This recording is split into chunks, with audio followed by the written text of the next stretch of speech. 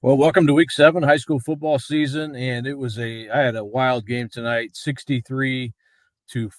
Lawrence North beat Warren Central, and I think that game took about 3.5 hours. So I'm just getting out and getting back to my car here, and gonna have Keem Glassby join me here in a second to talk about his game. But yeah, absolutely wild game. Lawrence North trailed this game at halftime and basically didn't have any stops at all going into halftime. Got 3 defensive stops. It was 42-21 at halftime. Warren Central led. Second half, Lawrence North got 3 stops. Bang, bang, bang. They start coming back. Monsoon Sales had a 16-yard touchdown catch from Darian Prather, and then actually Zachariah Wallace had a 24. This is right before halftime. And then starting the second half, Amari Moore caught a 20-yard pass from Prather. But really, Isaiah Moore, he scored a touchdown the next possession. And then Prather had a touchdown run. But Isaiah Moore, I haven't added up all the stats yet, well over 200 yards rushing in this game. Kind of a Barry Sanders-like burst that he has. Just a pretty incredible high school player that we're watching right now at Lawrence North. So and obviously Sales is a 5-star receiver. So lots of weapons on that team. Darian Prather, I thought, had a great game as well for Lawrence North tonight, rushing and passing. And then I'll get into it here in a little bit. But Jack Quillen had a huge game also for Warren Central. Over 400 passing yards in this game from a sophomore quarterback who didn't even start the first game of the season. Didn't even play that first game against Center Grove. So very, very impressive performance tonight by Warren Central's offense and Jack Quillen in particular. But let's bring Akeem in here. How you doing? I'm good. Can you hear me, Kyle? I got you. Well, let's get started with your game, Akeem. I know you sound like you had one that went right down to the wire as well. Yeah, mine went into, I guess, 2 overtimes technically. Fishers gets a 36-35 win over Franklin Central. Gage Sturgill gets the walk-off winner on a 2-point conversion, kind of a naked bootleg there. Originally they bring the kicking team out, they call a timeout, and then Coach Funk was like, "Yeah, I'm gonna put the ball in Gage's hands." And Gage, talking to him after the game, he's like, "Yeah, I knew I was gonna win it. Like as soon as I walked to the line, they got the look that they wanted." The boot was actually towards Jace Brewer's side, cut the 4-star defensive end, but he took kind of an inside slant, and that allowed Gage to get the corner. He turns the corner, runs to the right corner of the end zone for the walk-off score. So yeah, that was how it happened in overtime. But to get to overtime, Sturgill hit Darian Gurton with 12 seconds left to tie the game at 27. So then we go to overtime, 27-27. Franklin Central scores on their first play, a touchdown from Moreland to Jace Brewer. And then that's when Fishers responds with a touchdown and then the walk-off 2-point conversion. So I guess we had 2 high-scoring games of good offense, or I guess you could say bad defense, but I thought it was a pretty good offense. Markel Bailey had 2 touchdowns, a long 66-yard touchdown, and then another short touchdown on a slant route. And talking to Moreland after the game, that was another question I had. I was like, I feel like because the game I covered, 3 or so weeks ago, he said against Roncalli, like, oh yeah, they're bracketing Markel with a safety over the top, but that wasn't the case today. It was kind of a lot of one-on-one coverage, and yeah, I felt like he could have maybe got Markel the ball even more, because whenever they looked to him, it was, again, he's electric. Like I said, he has a lot of juice. Like he showed it with the 66-yard touchdown. So that was a little surprising, but yeah, I mean, a lot of offense all around. I think maybe Connor Moreland was trying to spread the ball around, and he did. I don't even know how many different receivers he hit, and multiple players caught touchdowns as well. But yeah, a lot of good offense in my game. Well, yeah, it beats. I know these are long nights, and this turned into an even longer night because of all the craziness I had, and it sounds like you had as well. But so going into overtime, Akeem, I'm guessing it would have been Fishers had the ball first, right, and scored, and then no, it was Franklin Central had the ball first, scored, kicked the extra point. Fishers has the ball second, and then they go for 2 to win. So Okay. yeah. Franklin Central kicked the extra point. That's what allowed Fisher to get the walk-off win, because originally, like I said, Fisher's was going to kick the extra point. Coach Funk calls a timeout. Then that's when they go for 2 for the walk-off. Okay. So it was just one overtime then. Yeah, I guess just one Yeah. overtime. Yeah. What do you think of the overtime? I'm always curious what people think. Starting from the 10-yard line in high school, it's a little bit different.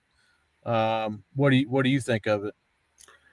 I mean, I guess it lends itself towards offense. Like you don't.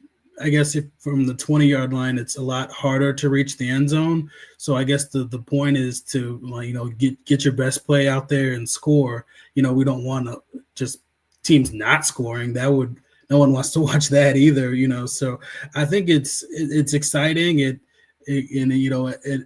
Going for 2, it definitely adds another element. You kind of have to roll the dice if you go first. I guess Franklin Central could have, obviously, if they knew Fishers was going to go for 2, they probably would have went for 2 as well. But so there's just strategy. There's, it's kind of, designed to create offense. So yeah, I'm not mad at it. Yeah, I think I like it too from the 10 in high school, because the field goal kickers aren't great always in high school, so you're not guaranteed a field goal. So it kind of forces you to basically go for a touchdown. And if you lose a few yards, you might have a chance to kick a field goal and have that opportunity also. But yeah, I kind of like it from the 10. It seems to force the action a little bit. And I like the idea of going for 2 there. I think that's a good. I actually had a similar situation in my game. Was not overtime, but Warren came back and scored to cut this lead to 1. Lawrence North had a 1-point lead. It was 49-48 with about 2 and change left in regulation. Basically rolling the dice that, hey, we can get this 2 and then force Lawrence North to try to, you're rolling the dice that you can stop them, which they hadn't done that really in the second half. But I like the call. They didn't get it, but I thought it was a good effort. It was actually a good play that Warren had set up, and the receiver and the defensive back kind of got tangled up in the back of the end zone. I don't know if it was actually should have been interference, but didn't get it, and that kind of ended the chance for Warren there. But I like the idea of going for 2 in that situation anyway. Akeem, you mentioned Gage Sturgill, had that game-winning score. How did the offense look for Fishers tonight overall? Yeah, so they're starting running back, and forgive me, I'm blanking on his name, but he left in the first quarter, so they were using backup running backs. So they didn't really have much of a ground game, so it was pretty much all Gage and his receivers, and he looked good. It was Rossi. I'm blanking on his first name as well, but they had they had a great connected for multiple touchdowns. Yeah, Vincent. They had a 2-yard touchdown for their first score, and it looks like and Gage had a really nice run as well. So yeah, Gage really ends up with 1 rushing touchdown and then the game-winning 2-point rush. So yeah, really a dual threat kind of effort by Gage. And then again, talking to him, he's like, yeah, I really like to spread the ball around. We have really good chemistry, and again, when it comes down to the 2-point, we said they got the look that they wanted, and there was an outlet for him to maybe pass if he needed to, but the option 1 was for him to have the ball in his hands the entire time. So that just kind of speaks to the confidence they have in him and his decision making. So yeah, a great game by Sturgill. Yeah, Ryan Thumbulambu is the running back. That would be a big loss, and I'm assuming if he didn't return, that's don't want to speculate on what happened exactly, but he's a huge part of that offense. Receiving too, he's really good. He's kind of like you would think of like an old school third down back, who can run and catch out of the backfield. So that's a big loss for them. I'm sure kind of affected the way they went about things tonight as well. Yeah, I believe he touched the ball in like the first 2 or 3 plays, and then on the second drive, it looked like an upper body injury, like a shoulder or something.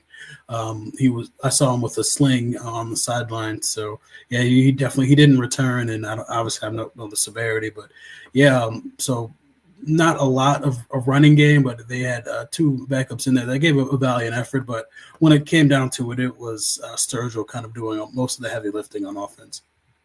Well, it's 2 wins in a row for Fishers after that loss to Brownsburg, so they're 5-2 now on the season. Franklin Central drops to 4-3 with that loss. They've lost 2 out of 3, and a couple tough games ahead. They have HSE and Westfield up next on their schedule.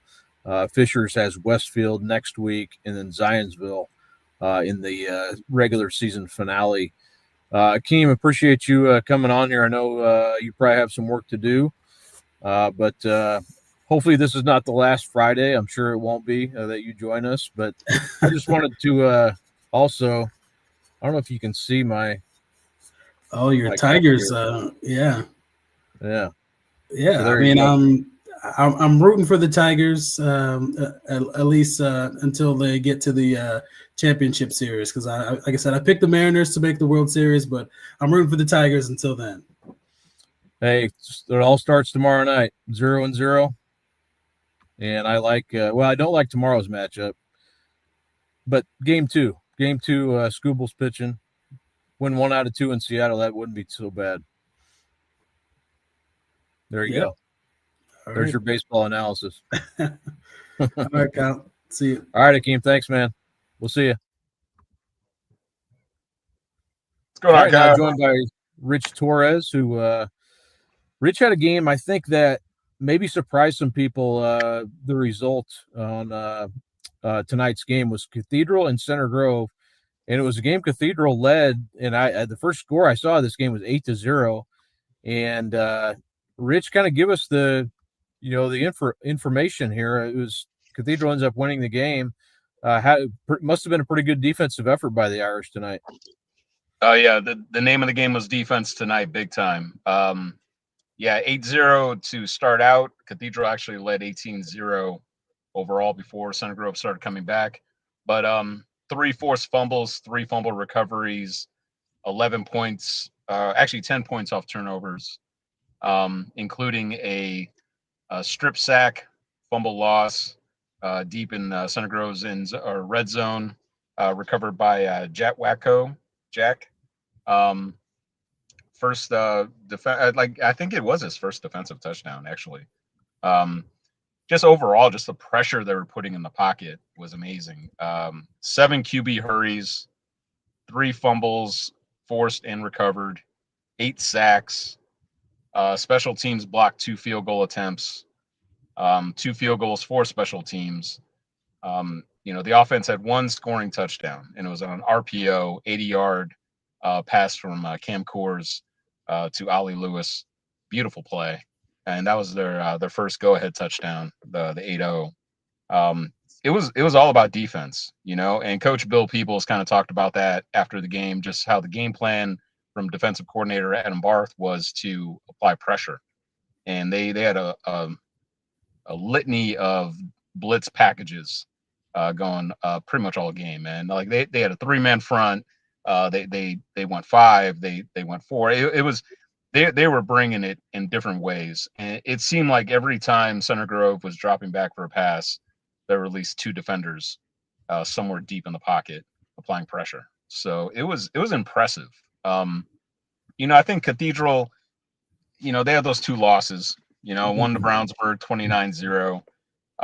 That was 5 weeks ago, though. And I feel like, and they even kind of mentioned this after the game, they wanted to make a statement tonight. It was homecoming night for Center Grove. They were kind of getting counted out in a way. Now, granted, they were ranked 3rd in the state in 5A, so they're not completely counted out. But when you're Cathedral, you like being in that top 2, and yeah. And I think that defense came out with a chip on its shoulder, wanted to slow down that running attack. Now, obviously, Center Grove got their yardage, but they just couldn't find the end zone. And again, big part of that was the defense. Injuries, obviously, on both sides this whole season for these guys. But Center Grove has been able to kind of overcome that. Tonight, they just weren't able to do that. Yeah, and looking at some of the stats from this game as well, 2 of the better kickers in the state probably in this game, and Van Kristoloff ends up hitting 2 field goals. And you look at the the way the game goes, and their 38-yard and 34-yard field goals definitely in his range. He's going to Eastern Kentucky or Eastern Michigan on scholarship, but that ends up being a 6-point game, and he knocks 2 field goals through. So that's part of this as well. Sometimes I know I do. Sometimes you don't think much about kicking going into games, but certainly a big part of Cathedral's success in this one. Yeah, it was. I mean, the offense got moving. Obviously, there's 2 really good defenses. So Center Grove was able to tighten up a few times, keep them out of the end zone, other than that one time. And really, it was that RPO was a perfect play at that time because they were really keying in on Cathedral's running game. And they kind of, and Coach Peoples kind of mentioned that they were just kind of taking away the handoff. So they left it up to Cam to kind of run that play, and the defense bit. I mean, they bit hard. You saw the entire defensive line just shift in and play that running back, and wide open. Ollie was downfield already about 20 yards, hit him in stride, and he was just gone. So 80-yard touchdown pass. Beautiful timing for that, and it really kind of gave him the momentum, as well as that strip sack fumble recovery in the end zone by Jack. That just it just kind of you can see the confidence ballooning, and that's what that's what Coach Peoples kind of talked about quite a bit after the game, was just like they needed this win for confidence. While they believe in themselves, getting this one over a top-ranked 6A program where they used to play, and they're pretty used to playing at 6A. They were able to really kind of build off of that and just secure that victory. And it is kind of funny too. I mean, I think we talked about it before. Cathedral pretty much trains like a 6A program. Day in, day out. They don't view themselves as a 5A team playing up to 6A when the success factor pushes them up, or they're not biding their time until they get back to 5A. They're always training at a 6A. They basically play a 6A schedule. And so this game to them, while they were the underdog going in, and I think a lot of people picked against them, they don't see that as like, oh, this is an obstacle, this is a hurdle we need to overcome. They're like, well, we pretty much belong in that group too. We're just in different classifications. So, that confidence came through with the defense big time, and you could really see it too. From the vantage point of the press box there at Center Grove, you're pretty high up there. Yeah. And you could really you could really see just how that offensive line was kind of caving in a little bit with that pressure and the repeated blitzing that was going on. Coach Barth, my hat, if I had a hat on, I'd take it off because the game plan he had was perfect. Pressuring the young, talented quarterback for Center Grove. Obviously, he's going to have a great career, but tonight he was under duress quite a bit. Didn't have much time to operate, let alone go through his progressions. So he was just trying to get rid of it as soon as he can, but a lot of those sacks came from the blind side. And so he couldn't even see it coming. He couldn't even prepare. Fortunately, he held on to it more times than not, but still three lost fumbles by their team. And that, you give Cathedral that kind of opportunity, they're going to find a way to win. Yeah, really good win for Cathedral tonight. Again, that was 21-15 over Center Grove, in a rivalry that's really become one of the best around. These games are always close, it seems like. This one really wasn't, as Rich said, for a lot of this game. It was 18-0 late in the third quarter. Center Grove comes back and gets it to 21-15. And so just to ask you, Rich, did Center Grove get it? Did they not get the ball back there after that? After the 18, and actually after they went down 18-0, they put together a scoring drive. So they were able then to make it 18-8. And then later on in the fourth quarter, after another field goal for Cathedral, they were able to put together a scoring drive as well. Coach Moore kind of mentioned that. He said, like, they kind of took us out of our game all the way until the fourth quarter. In the fourth quarter, they were finally able to generate some progression there, really kind of protect their quarterback, and they were able to find it. So it was a good response. It was a very good response by Center Grove. Kind of getting down by that much and pulling it within really a possession. So, again, that kind of shows just the resilience of this group. Dealing with the injuries that they've had to deal with. Dealing with a lot. Yeah, I mean, a lot of skill position guys out. So, for them to kind of just fill in those gaps. next man up mentality, and then kind of take it to the chin, and recover in that final quarter. That says something about them. So obviously, I mean, they still belong within the rankings. But Cathedral, like I said, I think they're kind of starting to kind of get that momentum going, and they fully acknowledge that they're not number one in 5A, and there are a lot of good teams in 5A, and they know that their path is going to be difficult. But at the same time, they're preparing for that. They know that postseason's right around the corner, so it's about time for them to kind of flip that switch. Cathedral will play Covington, Kentucky next week on the road, and then at Warren Central, which after watching Warren tonight, that will be a significant challenge for Cathedral as well. But yeah, they tend to be playing their better football this time of year, and Center Grove normally too. And I think part of this is the injuries they've been battling, and also I think Cathedral just they tend to play very well against Center Grove. I think this is kind of becoming a fun rivalry game for both teams. So it tends to bring out the best effort. But Center Grove has Lawrence North next week at home, and then hosts Bloomington South, then goes to Bloomington South. So they'll host Lawrence North, then go to Bloomington South. But that LN game will be very tough as well. A very explosive offense, as I saw tonight. But yeah, well, Rich, I appreciate you hopping on here, and I'm sure you got work to do as well. We're both in our car, and I know that's not where we necessarily want to be, but that's. I mean, the big question, the big question is how many interior lights do we have on, right? Like mine just went out. I'm in the dark again. So yeah, my engine just turned off, so I even have the sunroof open and everything. I strategically tried to park, where I could get some lighting in, but then with the glare from my glasses, it's like, well, I'm gonna start just doing this blind, so that way there's no reflection. I'm doing it, man. I can't see anything, so there you go. Yeah, I'm proud of you, man. That's impressive, actually. But except for your baseball picks, as a White Sox fan, go Mariners. Yeah, boy, I don't hate the Mariners, but yeah, I do this week. I tell you what, all the times Detroit actually got to the World Series, and just their history, this will be a great year for them to do it.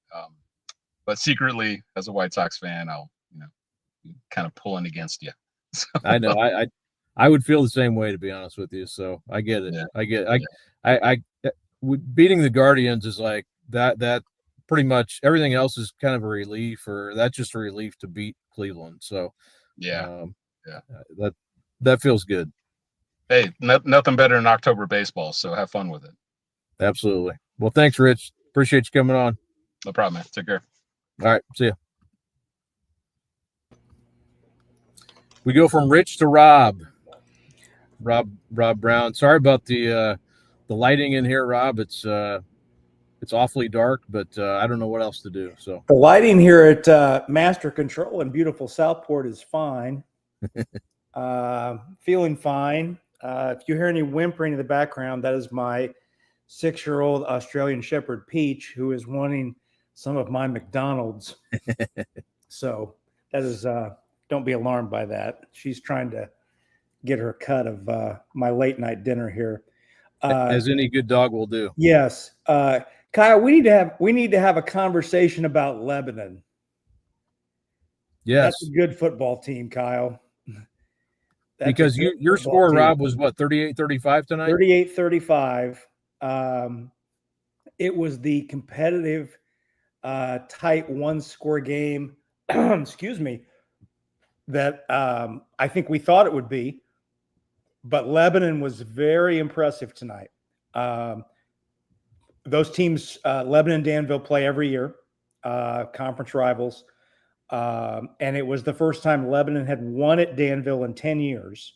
Wow. They had not won there since 2015, had lost 4 in a row at Danville, had lost 5 in a row overall in the annual series. And Lebanon, time and again tonight, had an answer. Every time Danville would counterpunch, Lebanon had an answer. Both teams scored on their opening drives, and that was the only time Lebanon trailed all night. Danville got the ball first and scored. Lebanon came right back and scored to tie the game. So that 7-0 was the only time Lebanon trailed the entire evening. Lebanon was up 21-14 at halftime, got the ball to start the second half, came right down and scored, and made it 28-14. To Danville's credit, however, Danville came right back and scored, got a stop, scored again, came back, tied it then with that score at 28. And that's where we were going into the fourth quarter. And you wondered, who would seize control in the final 12 minutes. But Lebanon was the team that did that. Coming out of the fourth, had the ball, got a clutch field goal from their sophomore kicker, whose name I want to make sure I get right, Connor Selmeyer, who kicked a career-long 32-yard field goal, had only attempted one field goal all year and hadn't attempted a field goal in a month. Hit a 32-yarder that put Lebanon up 3. And then on the subsequent drive, Danville went for it on 4th and 1 on its own half of the 50 at around, I'm going to ballpark here, around the old 43, 44. Lebanon has held, stopped Danville, and then on the subsequent stop, drove down, not only scored, but worked clock to go up 2 scores. And Danville, remarkably, was able to come back, score a touchdown, and keep all 3 of its timeouts with about 2 minutes to go. But Lebanon was able to smartly run the clock out, force Danville to use the timeouts, get a couple first downs, and take the knees. So Lebanon had 10 possessions tonight. Think about this. On the road, Lebanon had 10 possessions. You discount 2 because end of the half, end of the game, only 8 of the 10 were they trying to score. They scored on 6 of the 8. Wow. 6 of the 8 on the road, they scored 5 touchdowns and a field goal. So you talk about numbers. Josh Parks, their running back, their leading rusher, he was just shy of a career high. He had 178 yards tonight. 116 of those came in the first half. Had a touchdown. But Chris Hill, the quarterback, very impressive. The Chittard transfer, just impressive in terms of game management. Running the ball 95 yards, career high. Made some key throws, 137 yards. You say, that's not big from a yardage standpoint, but you've seen so many over the years, these dual threat quarterbacks, 137 yards, just enough to make the defense have to respect it. Mm-hmm. And that opens up the running lanes. But Hill had a couple runs. I mean, you look at the 95 yards, I go back through the stat book. He had 3 runs of over 20 yards. Wow. And one of them was on 4th down. He had a 24-yard scramble. A 36-yard scramble on 4th down to keep a drive alive, in which they subsequently scored. That was the first possession of the fourth quarter, or the third quarter, to start the second half. Just a remarkable effort by Lebanon. And it was the first time I'd seen them live this year. Just was really impressed with their speed on the edges offensively, and their defense. Really, Danville is really a run-heavy team this year based upon what their talent level is. Really wants to pound teams in between the tackles. They're 70-30 run-pass split, and Lebanon was up to that task tonight. And Lebanon, flipping it the other way, Lebanon ran for 320 yards tonight. And you don't see often a Danville team give up 320 yards rushing, especially on its home field. Well, I think Lebanon too, they had been in, probably in a game like this, they'd been in some close games throughout the year and have won a lot of close games. They beat West Lafayette, they beat Triton Central last week in a touchdown game. So, I'm sure that only can help your confidence, in a game like tonight. But yeah, Josh Yoder, they have a team there that I think, they're going to have a chance, looking ahead in their sectional. You don't want to, think too far ahead, but, they look like a team that could potentially win that sectional. I know they felt that way last year and didn't quite do it, but, with the talent they have this year and the way they've been playing, you kind of wonder if they can break through finally and win one. Well, I think I've not seen, I think pending results tonight, which I haven't sat and looked at yet because I just got home within a few minutes ago, but I know going into tonight through 6 weeks, they're in a 7-team sectional, and they go north in the bracket in 4A. I believe Logan Sport was the only other team in their sectional who had a winning record. Yeah. And Logan Sport's 5-1. But, the further out you go, this comment, I don't want this comment to be taken the wrong way, but I think the further out you go, you have to wonder then, as you look at the other teams in their sectional, the further out you go geographically from Indianapolis, you start to look at, okay, well, who are the other teams in their sectional playing? What's the strength of schedule? And you start comparing those other teams, which is why I think the win for Lebanon tonight was such a big deal, because if you compare Lebanon and Danville, yeah, Lebanon was 5-1, Danville was 3-3, but Danville had a significantly stronger strength of schedule. And you look at Lebanon's wins, far and away the best team they had played was Pendleton Heights, and that was the team that had beaten them in week 1. That was their lone loss. So for them to beat Danville, arguably no worse than the second best team on their schedule to date, and to beat that team on the road, I think that raises the credibility of their record several notches. Yeah. From a strength of schedule and just from a, hey, this is, maybe you could have discounted some of their 5-1 prior to tonight, but now at a 6-1 with a win at Danville, it takes on a completely different, I think, tone from a positive standpoint. Absolutely. And Josh Yoder in his first season there, 6-1, Lebanon. So far this season, Danville drops to 3-4, and they've had some tough, lost a close game to Tri-West, played Gibson Southern really close. So in the first game of the year, which shows you that they're, Gibson Southern. And talking to Jamie Comer before the game, that was another game that came down to the final minute where Danville went for 2, didn't get it. Gibson Southern came down then and won the game in the final minute. So they feel like those are 2 games that, play here or play there in the final 60 seconds of both those games could have gone the other direction. Awesome. Well, again, Lebanon 38-35. Rob, I'll let you finish your McDonald's if you haven't already. And, I think the dog took the rest of it, actually, when I had my head turned, as she usually does. But thanks, buddy. Appreciate you coming on. Appreciate it. Go find somewhere where your dome light will turn on. Yeah, I know. Go Tigers. Yes, sir. Thank you. Take care. Thanks. See you, Rob. All right. Well, let's go through some of the scores here real quick, and then I've got a lot of work to do because this game, like I mentioned, my game tonight, again, 63-48, wild stuff. Lawrence North beats Warren Central. I haven't even added up all the stats from this game.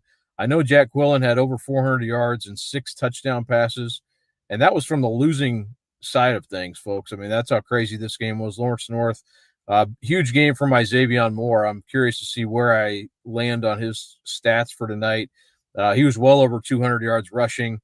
Had his last touchdown, a 69-yard touchdown run.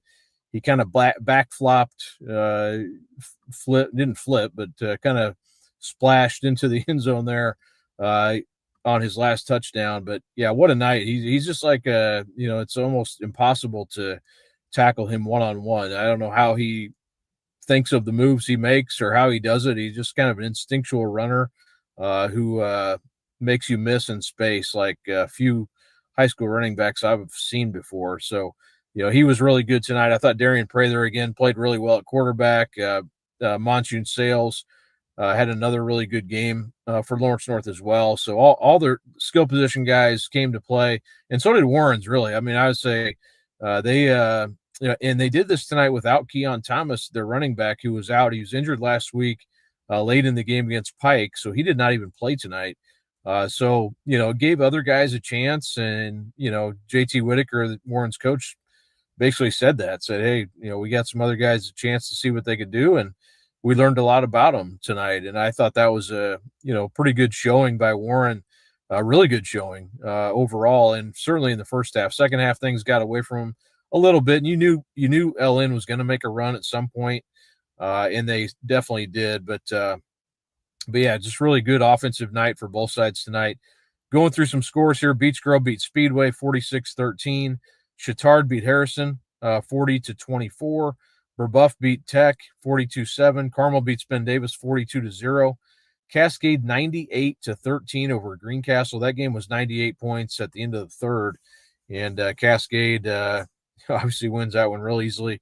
Cathedral, like Rich talked about, beat Center Grove 21-15. Cardinal Ritter 38, Covenant Christian 7. Addicts beat Shortridge tonight 58-6. Decatur Central 69-7 over Greenwood. Sheridan beat Delphi 45-6. Pendleton Heights 49, Delta 6. Plainfield beat Franklin 30-6.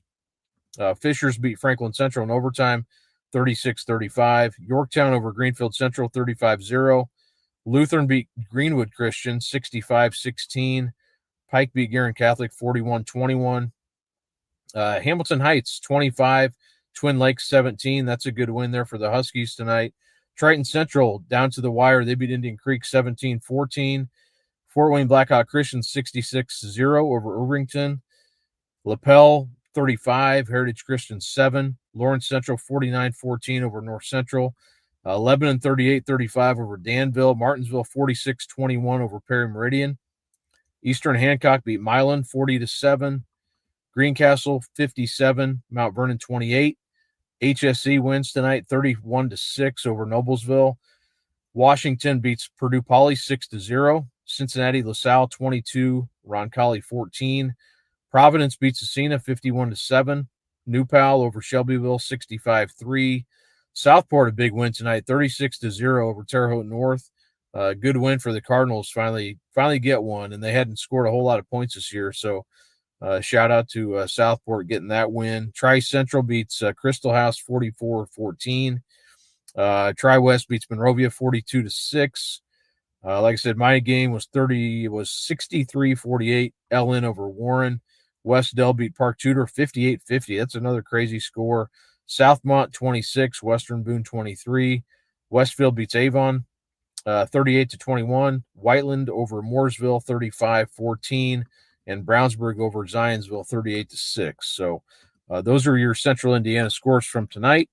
I'm going to get to work on my game. Again, LN 63 and Warren Central 48, basically to win the MIC championship. There are some, LN still has to play Pike, so that will, if they win that game, that would give them the MIC title outright. If they lose, it would be a tie with Warren. So there's still that yet to be played, and that'll be in 2 weeks. That game will happen. So, again, signing off here. Thanks for joining me, as always. A Week 7 that will be remembered for a lot of points and a lot of good games. We'll have a lot more at IndyStar.com. Check it out, and there's already a lot up that in the roundup and everything, but we'll have plenty more coming tonight into the weekend. Thanks, everybody.